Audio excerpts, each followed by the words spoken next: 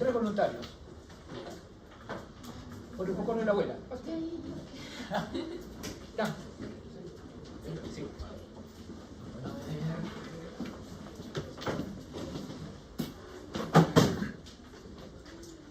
Solo vamos a poner acá.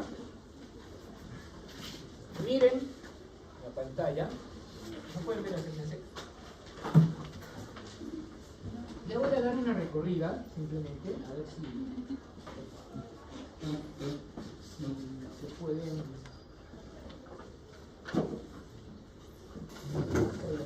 La voy a volver a recorrer arriba.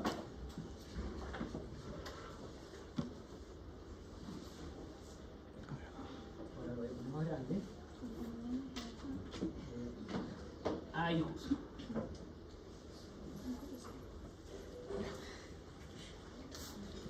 ¿Qué es eso? Por un poco. Así. ¿Ah? ¿A quién dijo primero? Yo. ¿Cuál? Gracias. ¿Y en qué parte está? ¿Cómo sabes que es la ácido? Porque, bueno, el típico Está lo de la aorta. en la gata y sale uno. Y porque el esófago está acá, ¿no? ¿Y cómo se llama esto? Mediastino, ¿no? Eso es mediastino posterior. Y ahí están las 3 cosas que dicen que hay en el mediastino que sí se miran, ¿no? La aorta, el ácidos y el esófago. ¿Y el esófago se está mirando? Está listo, chicos, gracias.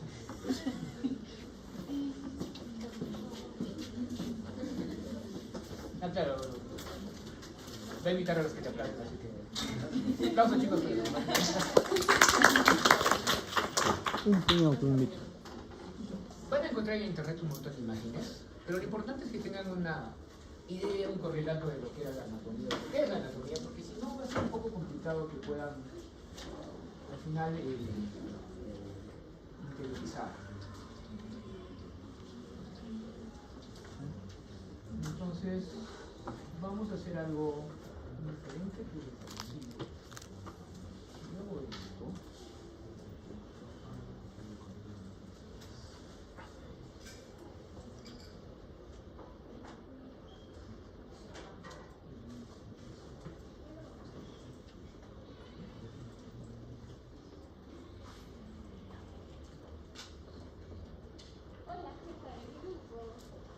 solo vemos la parte inferior, pero por ahora eso no se va a hacer.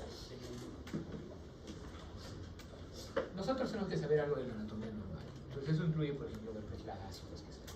Lo vamos a ver en un video, ¿ok? Se va a ver un video en el aula virtual que sí tiene que ver con es parte de, y donde se explica más o menos lo más, digamos, común. Por ejemplo, para tórax es solo tomografía. Porque rayos X lo vamos a decir acá y es bastante poco. Y para abdomen sí vas a tener que hacer estetografía y tomografía. Y para renal, genitorinal igual. Y ese video va a estar, lo tienen que correlacionar porque también es algo que tienen que saber para ver qué es lo que no es normal. Lo pongo aquí porque sí podemos ver aquí 2 cosas importantes. La primera es esto, ¿no? ¿Cómo se llama esto? Diafragma, ¿no? Entonces es el límite de la cavidad torácica, el límite inferior. El hecho de que sea abombado, por así decirlo, obedece a varias cosas, ¿no? Fisiológicamente es importante porque la contracción va a hacer que se aplane, cree vacío y entre el aire. Por otro lado, si lo vemos por este lado, es más que todo por las zonas en las cuales se inserta. Y eso determina que sea, digamos, cóncavo para el lado abdominal y convexo para el lado torácico, ¿no? El límite inferior ya no voy a pasar al otro lado, está dado por una altura nada más, ¿no? Lo que se conoce como el opérculo torácico, que es nada más que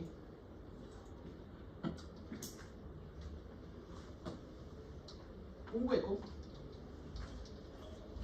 por donde están pasando la tráquea, el esófago, porque eso confiesa, donde termina el cricoides, ¿no? O sea, cuando empieza la tráquea, empieza el esófago, la tráquea. Los grandes vasos, porque ahí no hay aorta, ni siquiera está el callado, pero sí está el tronco brachiocefálico, ¿no? El escarótico. Igual como los troncos brachiocefálicos de las venas, para formar la vena cava superior y se divide en tres partes. ¿Cuáles son esas tres partes? O sea, la cavidad torácica se divide en tres. ¿Cuáles son esas partes? Anterior, mitad, posterior. Mediastino. En mediastino se divide en más partes, ¿no? Pero en mediastino se divide y después quedan dos más, ¿cómo se llaman? Son las cavidades pleurales, ¿no? Esas cavidades pleurales, que es lo más lógico del mundo, pero a veces se nos hace bolas.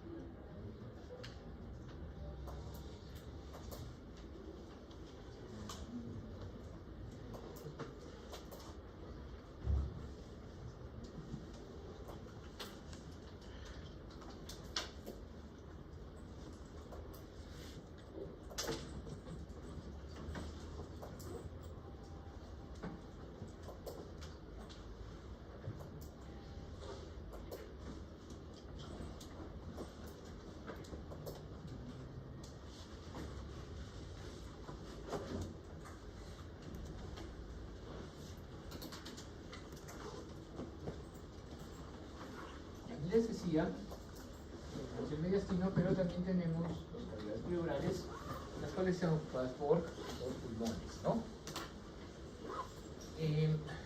El concepto de pleura abarca la pleura visceral y la parietal en el ejercicio. Como ustedes deben recordar, y si no, pues acuérdense, la pleura parietal y la visceral se continúan, ¿no? Básicamente no son dos hojas diferentes. Cuando estaba la pleura primitiva en esta zona que tapizaba toda la cavidad, la yema, ¿no?, bronquial que estaba con el pulmón, se aplicó contra la pleura y empujó. De modo que hizo que la cavidad pleural original básicamente se convierta en un espacio virtual en este líquido pleural, ¿no? Y toda esta pleura, porque empujó la yema, se ha pegado alrededor del órgano. De modo que, como les dije, la pleura visceral y la parietal se continúan. Y se continúan a nivel del medio pulmonar, ¿no? Bueno, le dijimos eso. Y básicamente el esqueleto está constituido por lo que conocen como la jaula torácica, ¿no? El esternón, que tiene tres partes, ¿no? Manubrio, cuerpo, y foides, que se articula con las costillas de la 1 y la 7 y con la clavícula, ¿no? No se articula exactamente, sino que lo que ocurre es que la costilla que llega más o menos hasta la línea media, ¿no?,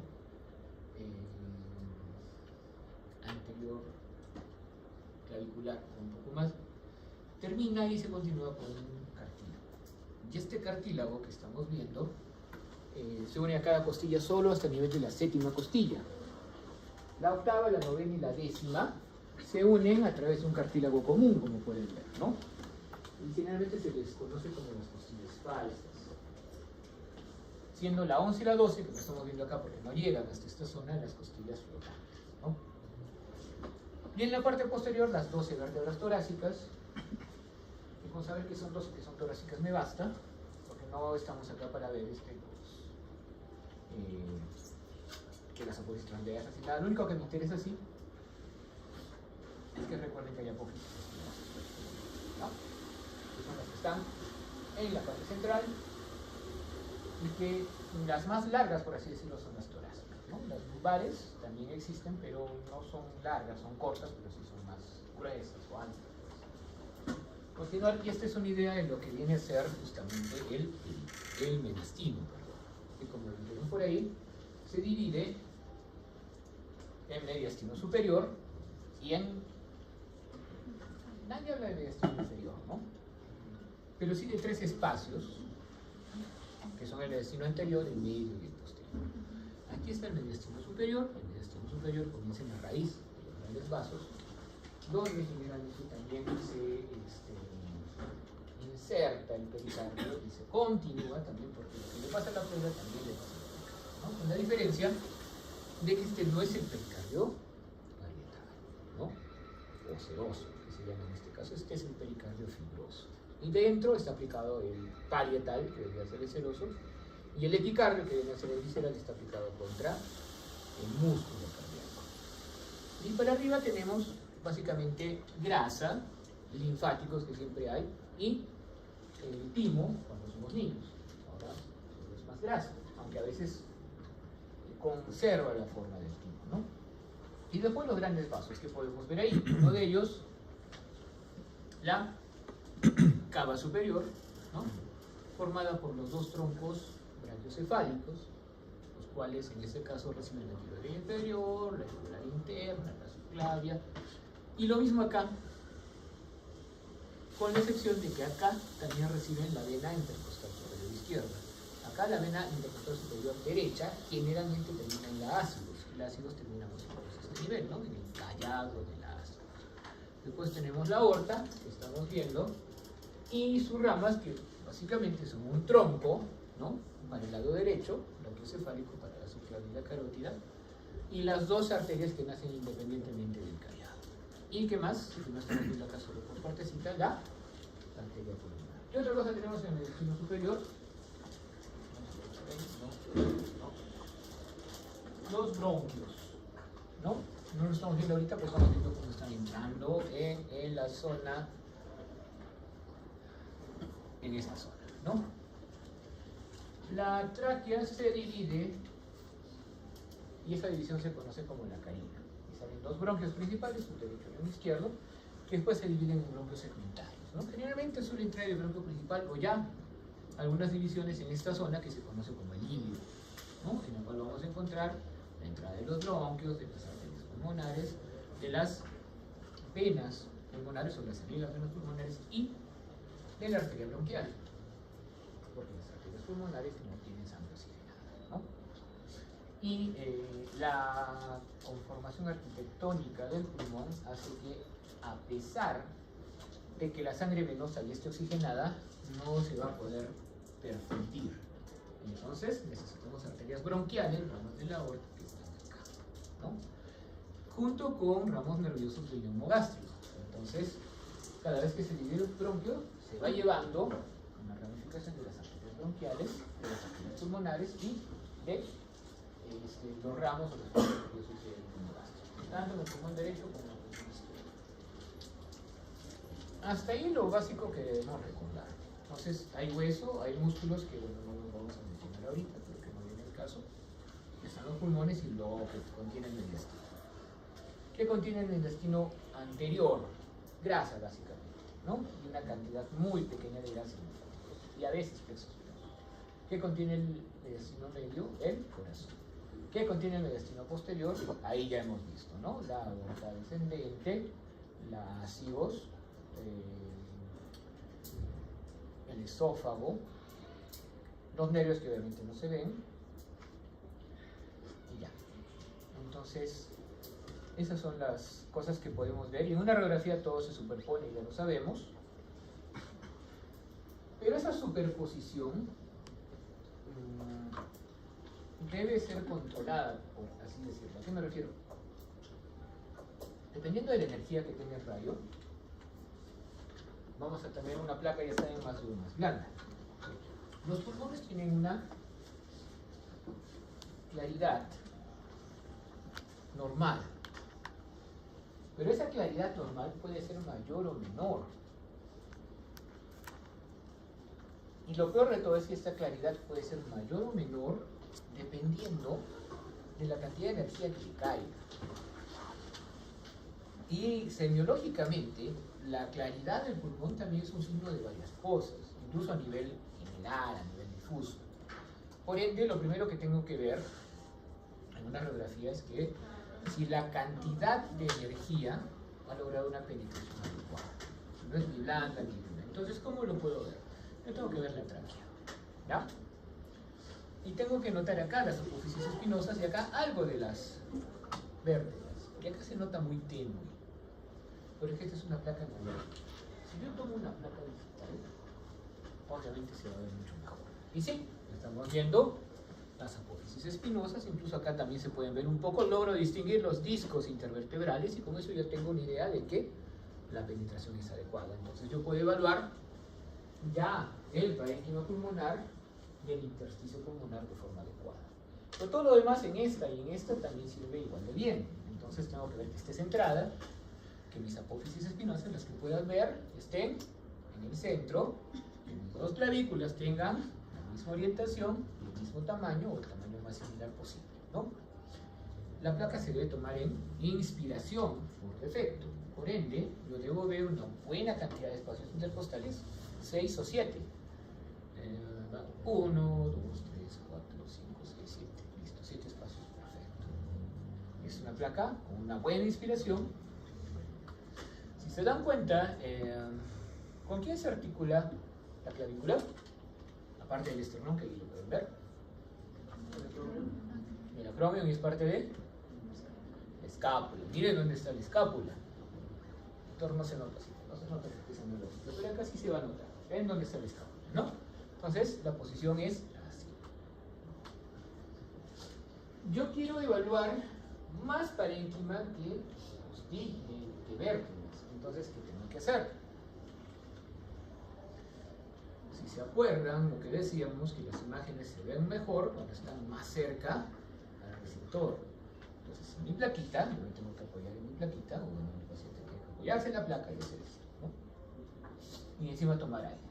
Y con eso sale esta placa, como les digo, con un buen centro, con tantos espacios, debe ser en bipedestación, lo más natural posible, esa es la posición anatómica. Y básicamente es lo que tendríamos que ver para que sea una buena placa. Y las estructuras normales que vamos a ver, ahí están, una placa anterior-posterior, vamos a ver primero los campos pulmonares, que obviamente por tener aire tienen una densidad no completamente de aire, porque igual acá hay espacio vascular, etcétera, etcétera, y el mediastino, en el cual podemos notar la silueta cardíaca, ¿no? En la silueta cardíaca debemos recordar que el corazón se aplica en la base del diafragma sobre, obviamente, el ventrículo derecho. Entonces todo esto es ventrículo derecho, esta parte es ventrículo izquierdo. Aquí atrás está la aurícula, aquí está la espuela de la aurícula derecha. Aquí tenemos la vena cava inferior y aquí están los cilios pulmonares. Esas son las siluetas que podemos ver en el mediastino, ¿ya? Esófago no. Bueno, de repente el lateral, pero igual el esófago generalmente es una cavidad virtual, no está lleno de aire casi nunca. Pero lo que sí podemos ver en una lateral es, primero, mediastino anterior, mediastino medio, mediastino posterior en esta zona, ¿no? Y podemos ver igual los cuerpos vertebrales. Entonces hay parte de los campos pulmonares, los senos costofrénicos, que también los podemos ver acá, ¿no? Uno y otro. Los senos costomediastínicos están acá, ¿no? Este se ve mucho mejor que este. Y eso es lo que vemos como una imagen normal en rayos X. Ustedes lo ven aquí, se ve mucho mejor. Sin embargo, miren, las dos placas son iguales, pero hay una diferencia. Miren esto un ratito. Miren, está muy aparte de la claridad, ¿no? Porque la otra es digital. ¿Qué diferencia pueden ver entre las dos? Miren cómo está el corazón ahí. Miren cómo está acá. ¿Sí? El corazón reposa sobre el diafragma. Dependiendo del hábito del paciente. Esto es más lo normal que van a ver. El corazón tiene esta forma, la que describen clásicamente, ¿no? Pero si el paciente es más delgadito, van a ver que el corazón como que cae, ¿ya? Entonces, eso se debe correlacionar al hábito del paciente. Porque un paciente, digamos, así, con ese hábito delgadito, y que el corazón que está más echado, es probablemente porque ha habido un crecimiento de alguna cavidad, ¿ya? Entonces, cuando no hay mucha barriga, el corazón va a caer más. Pero cuando es un paciente normal o está gordito, el corazón se le echa más. Eso significa que los crecimientos de las aurículas y los ventrículos, que también puedo ver obviamente en una tomografía y en una resonancia, se pueden intuir en una placa de reconocimiento. Y de forma general, la forma que se puede, porque es parte de todas en general, es usando una teleradiografía, que es tomar una radiografía a 1 metro, ¿no? O sea, el emisor debe estar a 1 metro, y ahí vamos a poder medir el índice cardiotorácico, ¿no? Es medir el diámetro del corazón y luego medir el diámetro del tórax. Una vez que medimos, hacemos una razón y la razón debe ser menor de 0,8, ¿no? Si es mayor, ya estamos hablando de cardiomegalia. Obviamente la cardiomegalia de grado 1 puede ser por varias cosas que no pueden ser una enfermedad cardíaca, pero si estamos hablando de un índice mucho mayor, sí.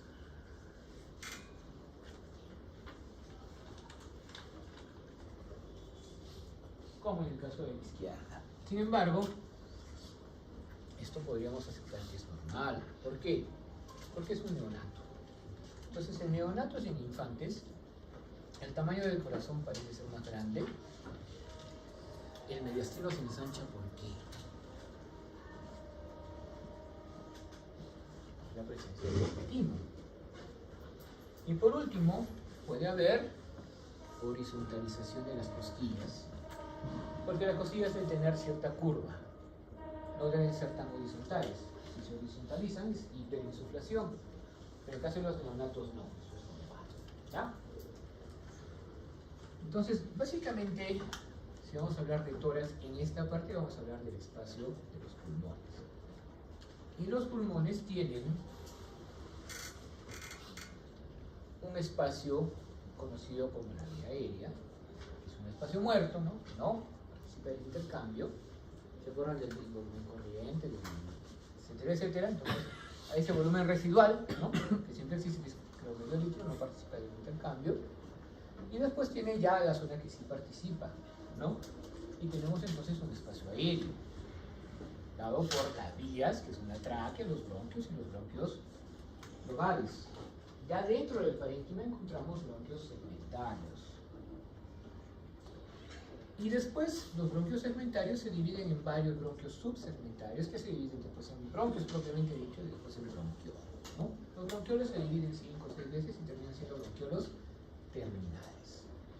Estos bronquiolos terminales pierden ya el cartílago, pierden la conformación y los siguientes ya no son bronquiolos sino son conductos acinales, que van a dar lugar después a cavidades que son los acinos, ¿no? Que obviamente son los neumocitos y participan del intercambio gaseoso, porque también llegan ahí elementos vasculares que van a dar la sangre arterial y la sangre venosa prácticamente oxigenada. Aunque lo que se cambia no es más de 7-8%, ¿no? Pero es suficiente para mantener la vida. Muy bien, entonces eso está rodeado de tejido conjuntivo. Hay tejido conjuntivo en los bronquios, hay tejido conjuntivo que forma paredes, hay tejido conjuntivo en la pleura, en las fisuras, ¿no? Entonces, microscópicamente, en la anatomía podemos encontrar algo que se llama el lobulillo secundario. El lobulillo secundario es una estructura que viene a ser una especie de pirámide truncada, que es más amplia en la periferia y en la zona central se vuelve más estrecho, en la cual existen varios bronquios terminales, ¿ya? Por ende, va a haber también varios acinos, ¿no? Aproximadamente 12 o menos acinos. Por eso, digamos de alto, van a medir los tabiques conjuntivos que la separan, 1 o 2 centímetros, y de diámetro, en la parte más periférica suelen medir más o menos 6 a 10 milímetros. ¿No? Es una especie de pirámide truncada, ¿ya? Y es el espacio más pequeño, rodeado por tejido conjuntivo, en el cual las partes tienen intercambio gaseoso. Entonces, ¿qué significa eso? En los bronquiolos, hasta los bronquiolos, vamos a encontrar que los elementos vasculares que nos cometen, la arteria pulmonar y las ramas de la arteria bronquial. O sea, ramas de la pulmonar, ramas de la arteria bronquial, ¿ya? Y también las ramas nerviosas. ¿Qué nos falta? Porque todo órgano no solo tiene arterias, que tiene venas y linfáticos. Entonces, en estos tabiques, ¿no?, del tejido conjuntivo que están delimitando, por ahí pasan las venas y por ahí están pasando también los linfáticos. ¿Okay? Por ende, enfermedades que propicien un edema linfático van a tener una forma diferente, ¿no? O enfermedades que propicien un edema del tejido conjuntivo van a tener una forma diferente de verse, generalmente en la tomografía, ¿ya? Porque en rayos X es un poco más difícil de ver esa diferencia. Ojo con eso, porque eso significa que nos tenemos que guiar mucho por la clínica para poder darle interpretación a una placa de rayos X. ¿Ok? Muy bien, entonces esa es la idea del lóbulo pulmonar, para que la puedan ver mejor. ¿Sí?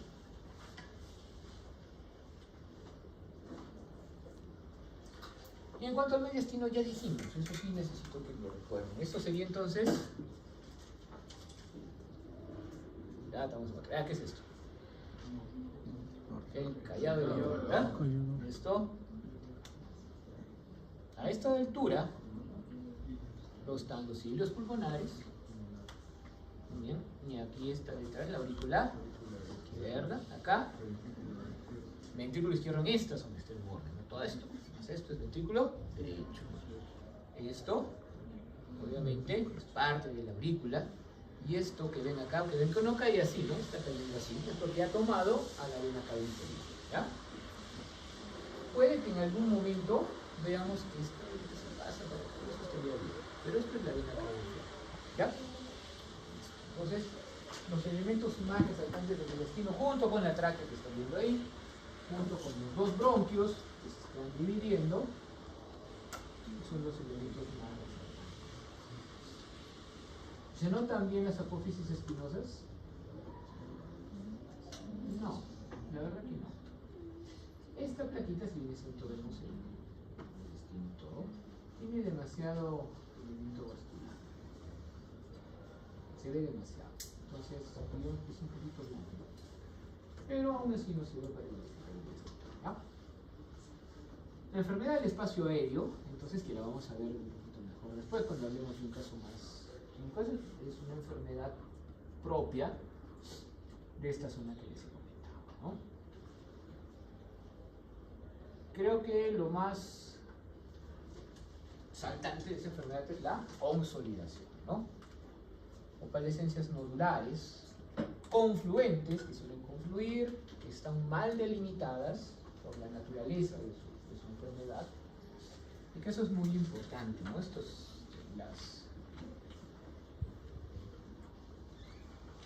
Incluso pueden ser hasta algo nodulares, pero en modo alguno ese nódulo mal delimitado se puede caracterizar como neoplásico. ¿Por qué? Porque cuando es un tumor, generalmente aparece una reacción desmoplásica. Esa reacción desmoplásica va a hacer que haya fibrosis. Esa fibrosis va a hacer que haya retracción, ¿no? Entonces, generalmente los nódulos neoplásicos, que obviamente se miran acá cuando son grandes, son espiculados. ¿Ok? Ahora, vamos a ver otras cosas que lo voy a explicar que no son espiculadas, pero tienen otra forma de aparecer. Entonces, la enfermedad del espacio aéreo, generalmente es una consolidación mal delimitada o con algunas zonas pequeñas que se van confluyendo, pero que sí puede estar delimitada de alguna forma por la presencia de cisuras, por la presencia de segmentos. ¿Okay? En cambio, cuando es del espacio intersticial, que nos estábamos refiriendo justamente a las paredes, ¿no?, interlobares, a las paredes de los alvéolos o al espacio subpleural, ¿no?, o al espacio perivascular, es diferente. En esta enfermedad intersticial, generalmente, ¿qué ocurre? Aumento de volumen por edema, por fibrosis crónica, por presencia de granulomas que suelen aparecer en esa zona, ¿no?, y se ven otros patrones. Lo malo es que los rayos X generalmente esos patrones son muy diferentes, porque como ven, por ejemplo, hay un patrón reticular, hay un patrón nodular, un patrón lineal, Y el patrón nodular va a ser muy parecido en una radiografía a un patrón nodular de una enfermedad del espacio aéreo. Obviamente a nivel fisiopatológico es diferente, pero en la imagen no mucho. La clínica nos ayuda. ¿Y qué más nos ayuda? La etiología de las enfermedades, el intersticio, ¿no? Como por ejemplo la linfatitis carcinomatosa, la granulomatosis tuberculosa y otras, no tendría por qué estar delimitada por cisuras, por segmentos. Entonces generalmente son más difusas.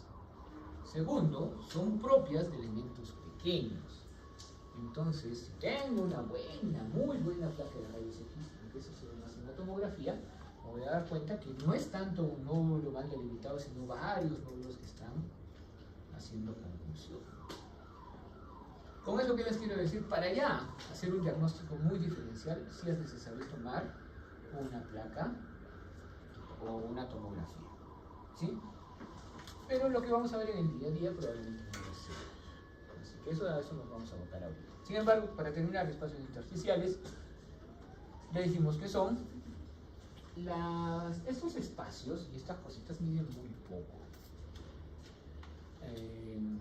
Una tomografía de alta resolución nos puede dar resoluciones de 1 milímetro, 0.5 milímetros, ¿no? De grosor en la placa. Eso significa que nos puede dar algunas de estas estructuras en visualización. Entonces, si yo voy a pedir para hacer un diagnóstico más fino una placa de tomografía, debo de pedir una tomografía de alta resolución. Probablemente me baste con una placa sin contraste. A veces podemos pedir con sin contraste, pero una sin contraste me puede ayudar mucho. Entonces hay 3 patrones, o bueno, 4 en todo caso. El retículo nodular básicamente es una combinación, ¿sí? El patrón lineal, ¿no? En el cual, por ejemplo, la enfermedad peribronquial se hace evidente. Miren, este es un bronquio. Se hace evidente la enfermedad peribronquial en esta zona. ¿Por qué? Engrosamiento, qué sé yo. Pero lo cierto es que ahí ha habido fibrosis. Entonces este bronquio ha aumentado de tamaño, ¿no? Si se han dado cuenta, este es el grosor de un bronquio normal. Y lo que tenemos que ver, si no terminando vamos a ver la placa esta que vimos de ácidos, los bronquios se van afilando. Y en esta zona no se ve ya para nada. Pero aquí estoy viendo un bronquio casi al final. Incluso se está dividiendo. Esa es una bronquiectasia, ¿no? Con su signo de riel, que es lo que dicen, ¿no? Que se engrosa por los dos lados y de forma simétrica. Y ese es un engrosamiento o una enfermedad lineal, un patrón lineal. En cambio, un patrón nodular, acá tenemos algunos movimientos. Pero es mucho más frecuente en la enfermedad carcinomatosa. Entonces, va a los espacios, ¿no? A los tabiques interlobulares, hace edema de los linfáticos, pero también puede depositar células cancerígenas y hacer nódulos en esa zona, ¿no? El patrón destructivo o el panal de abejas es cuando ya hay una ruptura, obviamente, de los elementos generalmente de bronquiolos y tenemos este patrón que es un patrón de panal de abejas, ¿no? Y la combinación es enfermedad estéril, el patrón retículo nodular. Si tenemos claro que necesitamos rayos X para ver estas enfermedades, digo tomografía para ver estas enfermedades, en una radiografía que podemos ver. Si tenemos sospecha, porque esto se ve generalmente en enfermedades congestivas, ¿ok? ¿Qué hacen las enfermedades congestivas? Inducen edema, ¿no? Ese edema entonces puede estar tanto en los alveolos, que de hecho se ve un poco, es esto, como en el intersticio. Si está en el intersticio vamos a ver un engrosamiento de estas paredes septales, ¿no? O un engrosamiento de los espacios peribronquiales. Y ahí tenemos ese concepto de las líneas de Kerr, ¿no? Hay un tipo A de líneas de Kerr que vienen del ilio, ¿no? Que probablemente se deban a engrosamientos de estas estructuras peribronquiales y se van en disposición de rayos hacia la periferia. Hay otras imágenes, que son las líneas P de Kerley, que saliendo de la pleura parietal, en línea recta, como acá, se van hacia el hilo. O sea, siempre mantienen un ángulo recto, como acá, con la pleura, y se van hacia el hilo. Y esas, obviamente, están definidas por problemas en los septos interradiculillares. Y las líneas tipo C que aparecen ya no acá pegadas en el parénquima. Y estas suelen estar a veces incluso reticuladas, indican entonces que a veces hay superposición, ¿no? Como sabemos, de líneas B, o que es una anomalía de los linfáticos. Y los linfáticos anastomóticos, porque de hecho hay cruces entre estos tabiques y puede haber linfáticos que hacen anastomosis anastomótica. Estas líneas son características de una enfermedad congestiva en el pulmón. Entonces pueden aparecer en ese contexto. Entonces, si hay enfermedad del espacio aéreo y hay enfermedad del intersticio, puede haber una enfermedad combinada, ¿no? En la cual podríamos ver nódulos que sí son estos por lo menos de un patrón más alveolar, un patrón más propio de una enfermedad del espacio aéreo, y por ejemplo líneas de Kerley también. Y eso dependiendo de lo que esté pasando en ese momento, porque por ejemplo, si yo tengo una insuficiencia cardíaca congestiva, ¿no? Voy a tener, ya digamos por una hipertensión pulmonar, voy a tener un edema, ¿cierto? Y si de acuerdo al grado de descompensación, porque el edema, ¿cierto?, probablemente lo tenga en el intersticio, pero de acuerdo al grado de descompensación, de repente hizo mucho ejercicio o viajó a la altura y es obviamente una persona muy sensible en ese aspecto, va a tener un edema agudo de pulmón y vamos a tener estas opalescencias confluentes, que son enfermedades del espacio aéreo, ¿no? Entonces, sí, es básicamente un poquito complicado. Debemos recordar, por eso, que hay enfermedad del espacio aéreo y enfermedad intersticial, y puede haber combinación de las dos. Básicamente con eso podemos proponer todo lo demás, casi todo lo demás. Porque hay algunas cosas que se nos van a escapar, que aparecen en tórax, pero que no tienen mucho que ver, como en este caso. Miren, tiene un chiquito de 5 años, veguete, pero según los papás se come un hisopo. Tú lo ves y pues, casi se come una jeringa, entonces probablemente se puede haber comido un hisopo, o si piensan los papás que es aspirado. Que también podría ser posible porque tú ves que está haciendo lo que quiere, ¿no? Acredita, chulo. Pero, ¿qué debería encontrar en un niño que ha tenido un cuerpo extraño en vía aérea? Ustedes me dicen el signo, el síntoma, y yo les digo si tiene o no. El signo de depresión, ¿no? Ya. Vamos primero con la insuficiencia respiratoria. ¿Cómo se define la insuficiencia respiratoria? Se podría ver de repente dificultad para respirar, uso de músculos accesorios potente. Ya. Pero algo así más. Porque imagínate que estás en la visita y te dicen, y tú dices, ¿qué es insuficiencia respiratoria del paciente? Te van a decir que la defines. Cianosis. No. Hay cardiopatías celóticas, no generalmente puedan tener insuficiencia respiratoria. Insuficiencia respiratoria pues está dada por taquipnea y disminución de la saturación de oxígeno.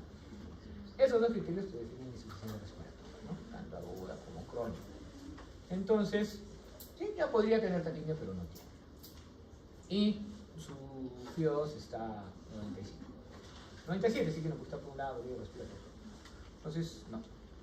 ¿Qué más? Estridor. Perfecto, no tiene estridor. ¿Qué más?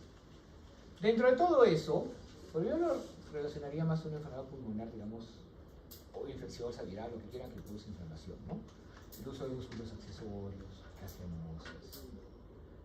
El estridor no, porque siempre puede haber estridor por el elemento que esté pasando, ¿no? Pero nada de eso tiene. De todas maneras le vamos a tomar una placa, ¿no? Porque los papás son igual que él, entonces nos queremos sacar de encima. Y probablemente sí se lo haya pasado, porque tú ves su comportamiento, sí es posible que lo haya hecho. Y bueno, atendiendo a cómo son las cosas, que les he comentado que si se mira la tráquea, probablemente no pase de la tráquea. Probablemente sí veamos una posibilidad ahí o algo que nos pueda ayudar. Y esta es la placa. ¿Ven algo raro? ¿No?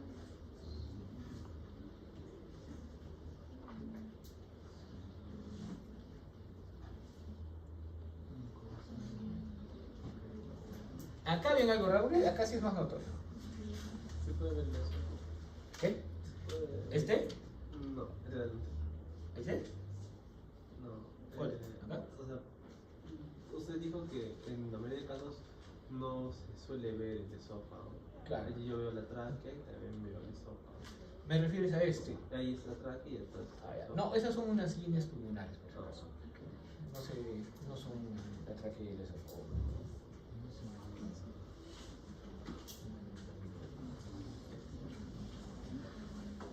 ¿Qué les parece el corazón?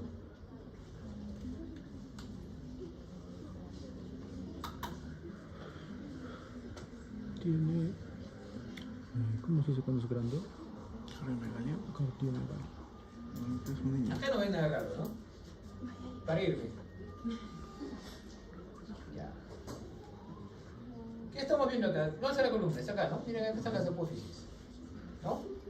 Y todo esto es. Y acá está el seno costofrénico que se viene hasta acá. ¿Y eso qué es? Entonces, obviamente ahí no lo van a ver mucho, ahorita les explico, pero aquí sí estamos viendo que hay unas asas metidas en el tórax. Y si lo ves para este lado, el mediastino tiene una suma compleja de densidades, ¿no? Que se repiten tanto acá, bueno, ahí está la tráquea, como acá. ¿Y por qué acá no está así? Si se dan cuenta, la densidad de esa zona está menor. Y no debería de estar. ¿Okay? Son intestinos. Incluso hay cosas porque hay una densidad, ¿no? Que está viniendo desde acá. ¿Ven? Entonces, no se habría tragado nada. Bueno, ya nos olvidamos de eso. No parece que se haya tragado nada, pero sí tiene una hernia.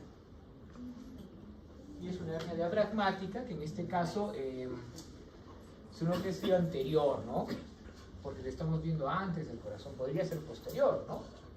Generalmente las hernias anteriores, dependiendo del defecto, y si son congénitas o adquiridas, pero si son congénitas porque tiene 5 años, lo más probable es que se trate de una hernia de Gano, ¿no?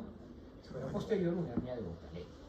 En este caso, por ejemplo, que sabemos que hay una débil porque es de la cava superior, estamos viendo lo mismo. ¿Ven? Y es más, hay otra cosa que estamos viendo acá. El signo de la silueta. Porque si se dan cuenta, hay dos densidades diferentes. La de acá y esta. Y acá no debería haber nada. Y esto obviamente no es enfermedad del espacio aéreo. Ya les dije que cuando vemos eso, es así medio mal delimitado, está muy bien delimitado. Entonces esto también es un aéreo. Entonces, esos son ejemplos de hernias que obviamente si tomamos una tomografía es mucho más fácil de discernir, ¿no? Porque ahí tenemos el corazón y estamos viendo aquí que hay una zona, porque esto es la pleura por si acaso, no es el pericardio, pero está acá. Y hay una zona que está con bastante grasa, esto ya casi la base. Y recuerden que la tripa no se va sola, se va por su momento. Repito, muchas veces, y la primera vez casi pura grasa. Así que por eso estamos viendo eso. Entonces, esos son ejemplos de hernias. Obviamente incidentales, a veces no lo son, pero muchas veces aparecen de forma incidental. Y hay que valorar si es necesario, que generalmente no es un tratamiento correctivo, que obviamente es quirúrgico o no. ¿Ya? Ahora, un paciente que se cae de 6 metros, o sea, del segundo piso, creo que ahí serían 6 metros, un poquito. Hay un saltito, 6 metros. Pareciera raro, pero ¿han visto las dragas grandes que hay acá en la subida? Están cerradas porque alguien se ha caído ahí. La moraleja, no estén caminando con el celular. Porque era pensado para que suban y al segundo día se cerró. Entonces, de que alguien se puede caer por accidente, entre comillas, se puede caer. Este señor se cae, pierde la conciencia, lo que significa que es un traumatismo realmente importante, pero no tiene leves equimosis. Hay una pulsación disminuida, eso sí, y ahora sí tiene insuficiencia respiratoria, 22, 88%. ¿Qué piensan?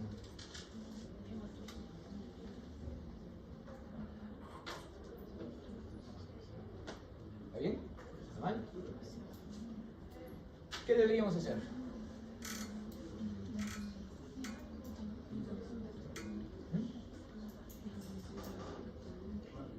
No, bueno, obviamente hay una insuficiencia respiratoria. Pero es que decir insuficiencia respiratoria, chicos, es como decir fiebre. ¿Por qué tiene fiebre? He visto pacientes con fiebre. Ya, puede ser. Por eso, o sea, ahorita nos deja un poco en el limbo, ¿no? O sea, yo les pongo acá, yo les digo qué tiene en un examen para que me escriban. Con toda razón me dicen qué le pasa, porque así no se puede. Lo que ustedes deben hacer como médicos es buscar más evidencia. Entonces vamos a buscar más signos y síntomas. ¿Qué quieren buscar? Respiración paradójica. Respiración paradójica, ya, ok. Debe estar planificado. Muy bien. Pero no. Pero eso está muy bien. Cualquier paciente que les traigan, lo primero que tienen que hacer es tener la idea si está estable o inestable, ¿no? Y eso pasa por estado de conciencia. Ya saben, ahorita puede estar con la conciencia, o sea, despierto todo, pero ha perdido la conciencia. Y signos vitales. Entonces yo les estoy dando sobre la frecuencia respiratoria que falta. Ya. Frecuencia cardíaca. Frecuencia cardíaca vino con 120. Le hemos puesto ketoprofeno, porque ya nos pasó un caso anterior que pusimos morfina y peor por ahí.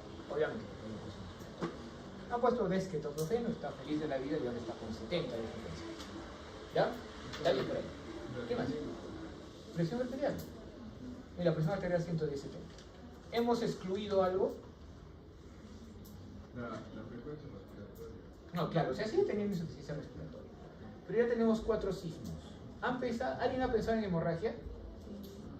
Ya, nos está excluyendo la hemorragia más o menos el hecho de que tenga una presión normal y una frecuencia cardíaca normal ahorita. Relativamente sí, ¿no? Entonces, ¿qué puede tener? Porque sigue teniendo frecuencia. Fractura. Entonces, le tomamos la placa porque es parte de. Y lo que vemos, como síndrome, si quieren, se llama hiperclaridad pulmonar, ¿no?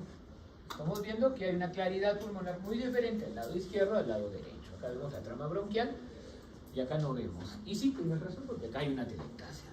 Esto es el pulmón izquierdo. ¿Qué más estamos viendo? Desviación de la tráquea para el lado contralateral, elevación del diafragma. Entonces, todos esos son signos de neumotórax, sobre todo la hiperclaridad. ¿Ya?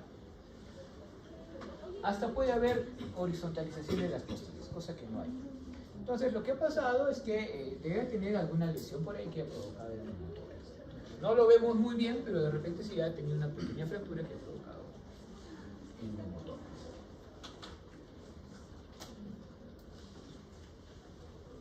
El neumotórax, que puede tener diferentes variantes. Acá hay un neumotórax más pequeño, se lo ponen acá.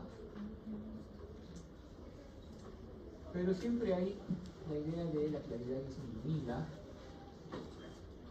Repito. Y en tomografía, obviamente, ya saben que esta ventana no nos sirve. Tenemos una ventana pulmonar y ahí podemos ver exactamente bien el aire, ¿no?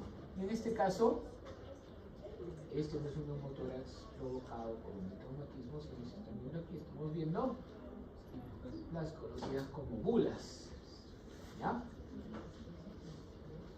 De un EPOC.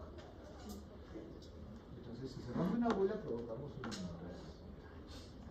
Incluso podría ser un neumotórax a tensión, ¿no? Cuando el aire entra a este espacio y no puede salir. Entonces, ¿qué hay que hacer? Agarrar lo que tengas, una cucharita porque la cucharita no sirve, y tienes que hacer un huequito. Y ese huequito lo tapas por 3 lados y dejas uno abierto, de preferencia el de arriba. Así que haces una válvula para que el aire pueda salir, pero no puede entrar por el huequito. Ya no se nota. Entonces, el neumotórax es parte, como les digo, de un conjunto grande de enfermedades que pueden causar hiperclaridad. Solo para que lo sepan, ¿ok? Ahora, aparte de eso, otro paciente igual, bueno, casi igual, porque es un accidente de auto, dolor del tórax izquierdo, lo mismo, disminución de la flexación, hay equimosis, nada más.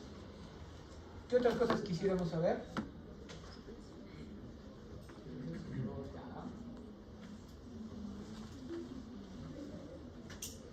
Frecuencia cardíaca, frecuencia respiratoria 22, ¿ya? Saturación 85. ¿Qué más necesitamos saber? Frecuencia cardíaca 120. ¿Qué más? Presión arterial 80, 50. Ahora sí, ¿no? Pero igual tenemos que tomar. O sea, el hecho de que haya una insuficiencia respiratoria sí nos obliga a evaluar el tuberes, ¿no? De por sí, rápidamente. Entonces, rápidamente sí, rayos X, y ahí era que estamos viendo. Volvemos a ver una hiperclaridad. ¿No? Y esto, un poco más o menos. Pero esa hiperclaridad no puede ser causada por un neumotórax solamente. Porque miren esta zona, y miren esta zona. Si se acercan o lo ven en sus computadoras después, son zonas algodonosas que están tendiendo a la confluencia, mal definidas, tanto aquí como en esta zona. Y acá está peor porque está bien.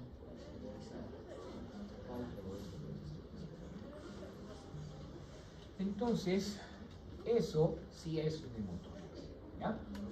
Si lo queremos tipificar bien, sí sería bueno tomar una tomografía. ¿Por qué? Porque el neumotórax significa que hay sangre en la cavidad pleural, lo cual es un poco difícil, así que generalmente está en el espacio que está entre la pleura y la fascia torácica o la fascia torácica y el resto de la pared. O sea que nos llevamos de encuentro la mamaria interna, un intercostal, algo así. ¿Ya? Puede producir disección, si es masivo se va a comportar como un derrame, puede llegar hasta los senos, pero generalmente va a ser un poco más localizado. Miren cómo se ha hecho acá, ¿no? En cambio, cuando nosotros tenemos una contusión, la hemorragia es intraparenquimal, ¿ok? Entonces ahí sí vamos a ver una disminución de la claridad, difusa, opacificada, si quieren decirlo, con tendencia a la confluencia, como en este caso. Entonces hay que diferenciar siempre de una contusión pulmonar, pero eso obviamente es mucho más fácil si nosotros tenemos una tomografía, ¿ok? Porque de todas maneras lo que vamos a ver es que va a estar respetando el espacio pulmonar y una contusión obviamente no lo respeta. Pero aquí está clarito que esto es una colesionización. Básicamente sí, es un neumotórax. Y alguien me dirá, doctor, si es con contraste, ¿por qué no pinta con contraste? Yo le diría que no fastidie. Porque obviamente, si ya tiene tiempo esto, ya se ha coagulado. No va a pasar por ahí el contraste, ¿no? Entonces, normal, si no hay contraste no es problema. El contraste nos va a ayudar en muchas situaciones de este tipo, sí. Pero esto debe tener tiempo porque generalmente la sangre se mira hiperintensa. La sangre extravasada se mira hiperintensa y ya lo vamos a ver cuando hablemos del sistema nervioso central. Obviamente si nosotros hacemos ya la placa pulmonar no cambia mucho el resultado.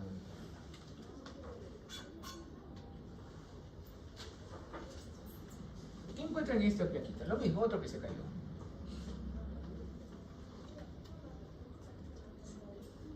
Otro que se cayó.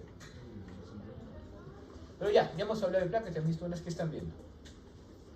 Pérdida de la silueta. Pérdida de la silueta. ¿En qué parte? ¿En la derecha o en la izquierda? acá.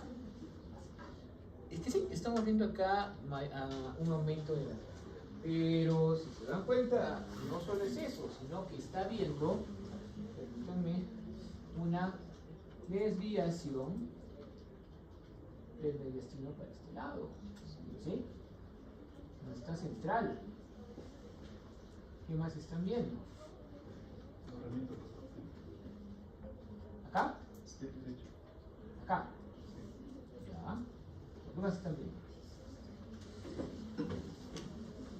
Hiperclaridad. Hiperclaridad, muy bien, que está en todas estas zonas. Estamos viendo estas rayas porque es homóplato, está llena. Pero hay hiperclaridad en todo esto, por ende está viendo esto que se llama atelectasia. Y por eso se está viendo para este lado del pulmón y está aumentando la cantidad de motores. Pero que les dije hace un rato, el neumotórax viene por algo. A continuación debemos de buscar acá. Hay una solución de continuidad en la costilla. No solo acá, sino aquí también. Entonces, también hay fracturas costales. No las hemos visto en antero-posterior porque muchas veces no se miran.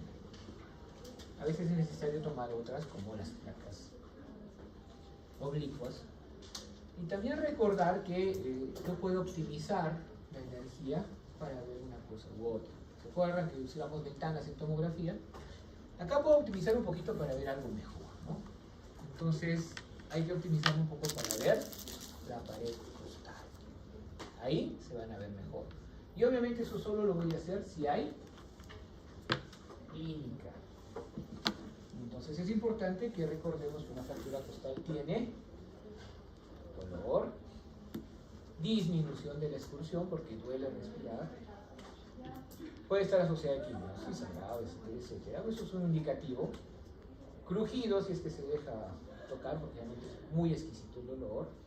Ya, de sospecha tomamos lo necesario para hacer. ¿Y qué hacemos? Generalmente no se hace mucho. O sea, a menos que sean complejas, ¿no? Alguien hablaba de por ahí de depresión paradójica o algo así, que obviamente si yo corto una costilla por solo un lado no hay problema, pero si lo corto por acá, sí. Entonces, cuando son fracturas complejas hay que hacer algo más. Pero si no, habrá que dejar que suelen nada más, ¿no? Es un proceso doloroso, pero no es como otros lados en los cuales uno interviene tranquilamente y ya, ¿no? O puedes inmovilizar, porque obviamente por la naturaleza de la zona no se puede inmovilizar. Ahí el principal problema, más que la fractura, es el neumotórax, ¿no? Ahí, ¿cómo tratamos un neumotórax? ¿Funciona más? No, está bien, o sea, la función entiendo que funciona. Pero siempre con su seguimiento. O sea, siempre una válvula para que el aire salga y no entre, ¿no? Y esperar por la resolución. Entonces, otra. Ya. Lean nomás y me dicen que es porque ahí sí no veo forma de que nos podamos equivocar.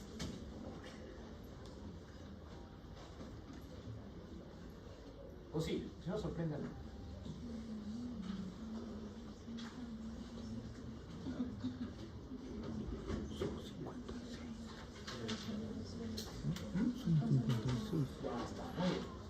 Entonces, ahora vamos a encontrar consolidaciones porque hay es muy característico de una neumonía. La neumonía es, digamos, el paradigma o lo más común resultante de una lesión del espacio aéreo, ¿no? Que puede ser un intrasudado, un exudado, pero que ocupa el espacio alveolar. Recuerden que en el intersticio incluso estamos hablando del espacio peribronquial que está en esta zona del ovillo, ¿no? En cambio aquí es los alveolos. No hay un límite preciso, las cinturas no pueden dar, como podemos ver aquí. Lesiones confluentes, mal delimitadas, y eso es el paradigma de una lesión, ¿no?, de consolidación. El espacio bronquial no está afectado. afectado, por eso podemos ver tranquilamente los bronquios en lo que se conoce como el broncograma aéreo. Miren cómo la tomografía también nos muestra que la identificación es mala, es más que todo segmentaria, pero no es una identificación completa. Y eso es importante para definirlo contra una enfermedad intersticial. ¿Okay? Ya sabemos esto de la silueta.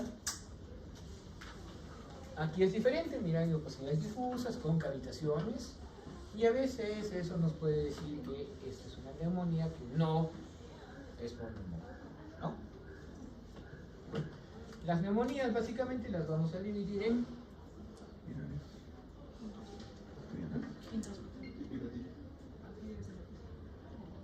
es que hay varias formas de dividir. Primero pueden ser agudas o crónicas. Segundo pueden ser infecciosas y no infecciosas. Y si son infecciosas las podemos dividir en bacterianas, virales, ¿no? Y esa es una neumonía bastante típica. Y bueno, es bueno dividirlas en actividades en la comunidad, y de ahí ya vamos a ver las clínicas y las atípicas y las intrahospitalarias, porque son agentes etiológicos diferentes. A veces no nos ayuda tanto, y ahí vienen los principales problemas. Esto es más característico de un homo incluso, ¿no? Creo que si no lo recuerdo es una aspergilosis. O no, una criptococosis. Y así también podría ser, pero esto también puede ser otras cosas, porque aquí yo no puedo definir bien si el espacio es reticular o es espacio aéreo. Entonces, me podría ser una neumonía bien atípica, como me podría ser una carcinomatosis linfagítica, y lo único que me hace pensar que no es una granulomatosis tuberculosa es el tamaño de los nódulos. Porque si fuera una granulomatosis, ¿no?, en el espacio conjuntival, sería mucho más pequeñito. Sin embargo, patognomónicamente hay imágenes que son patognomónicas, como esta, ¿no? Cavitación más bola, es neumonía por aspergillus fumigatus, ¿no? Son unas cifras que no sé cómo saldrán, pero no es raro porque la gente usa mucho corticoides. Ahora se usan bastante, hay inmunosupresión, cuando hay inmunosupresión, pues aparecen los virus, no, aparecen más los hongos, ¿no? Ahora, aquí sí lo vamos a ver, y eso es por eso que una tos de varios días de evolución, que no se define, que no mejora, o no se pone peor realmente, nos tiene que hacer sospechar. Entonces, más si hay hemoptisis y demás. Probablemente no veamos la causa de la hemoptisis, pero lo que podemos ver al inicio de una radiografía es justamente esa zona superior, en la cual vamos a encontrar en esta zona, como en esta zona,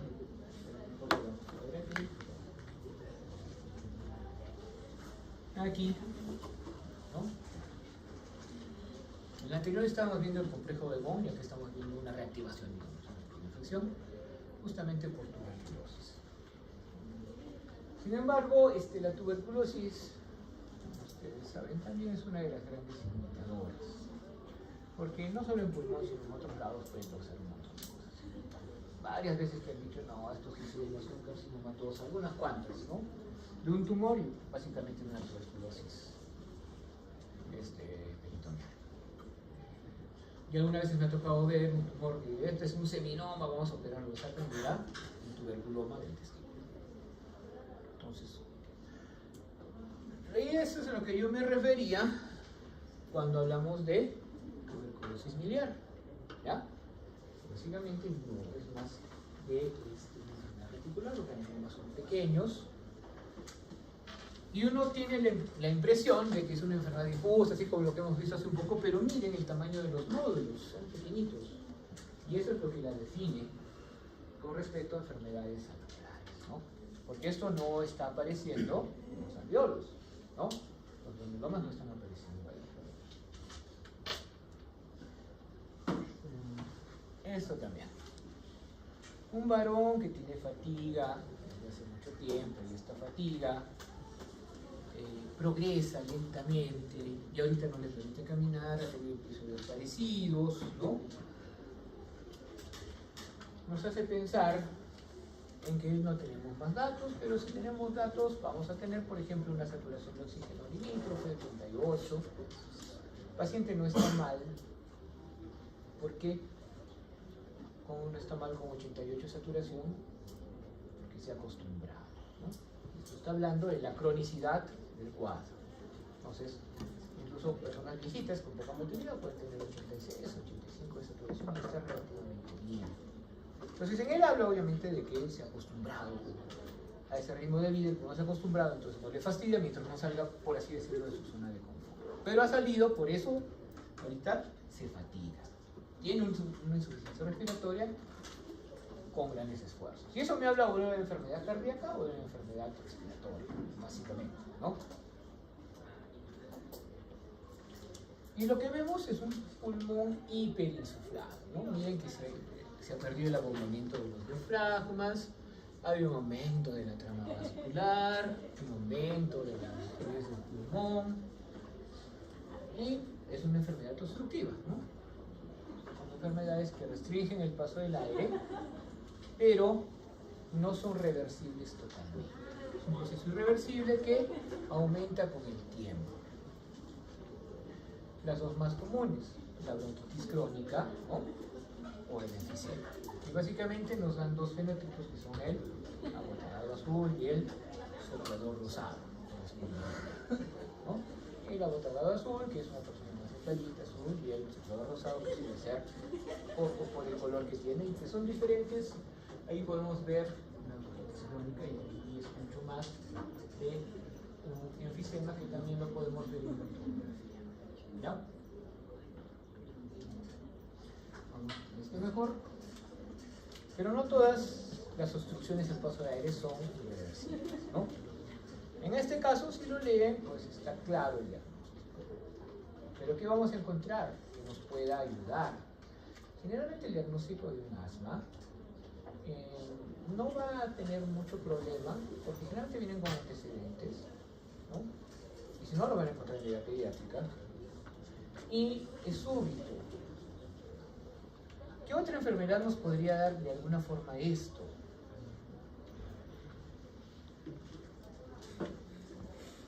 Un problema súbito de la nada, porque eso es lo que es el asma, ¿no? Estoy bien, y en la noche me pareció, o después de un ejercicio intenso me pareció.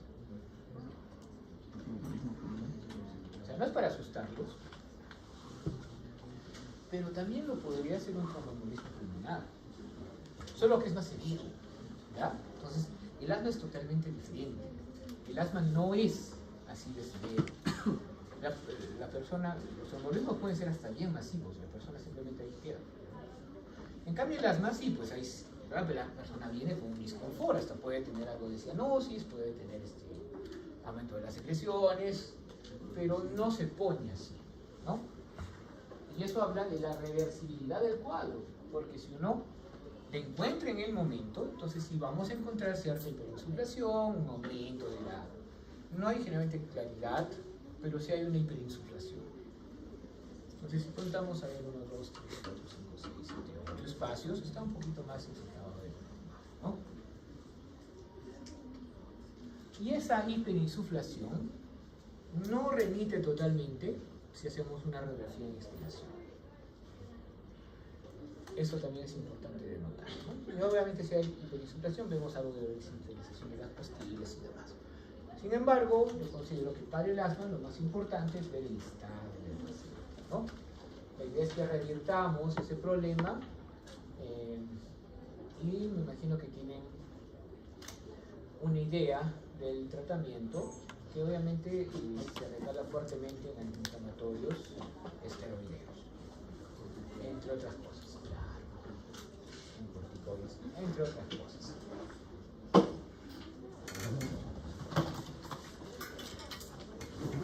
El edema agudo de pulmón, porque si lo leen eso es, se parece mucho a lo que hemos visto en un momento que la neumonía, que todo sí, son opacidades confluentes, mal limitadas, venenosas, solo que en ese caso solo han tomado una sola.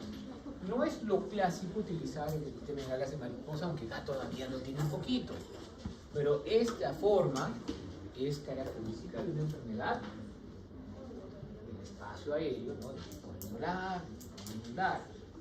Por eso les digo que a veces es complicado definir eso como una radiografía, pero aquí no me interesa mucho eso. ¿Por qué?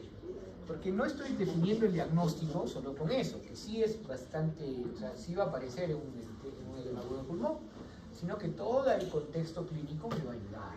Entonces, un paciente que no está acostumbrado a la altura, viene a la altura y presenta distrés respiratorio y encima con expectoración espumosa y si tienen rosada, ya está el diagnóstico, ¿no? Y ahora esto es un poquito más lo clásico que vamos a encontrar, ¿no? Un eritema en alas mariposa.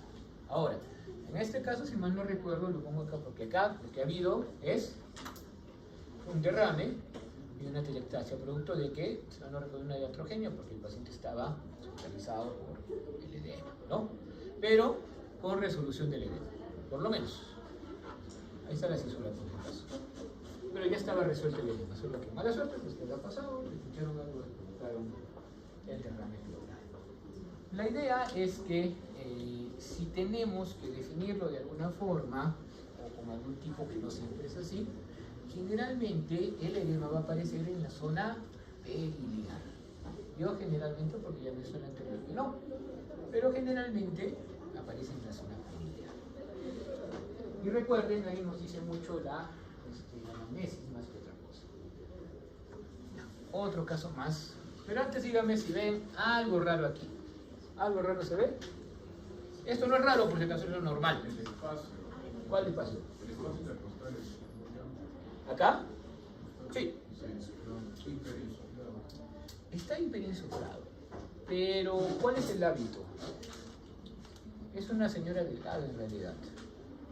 El botón aórtico está difuso. ¿Este? La zona del botón aórtico. Por debajo. ¿Acá?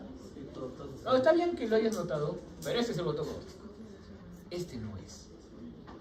Entonces uno diría, periliar puede ser un edema agudo de pulmón, pero no tiene esta. Si lo comparan con el anterior, no es.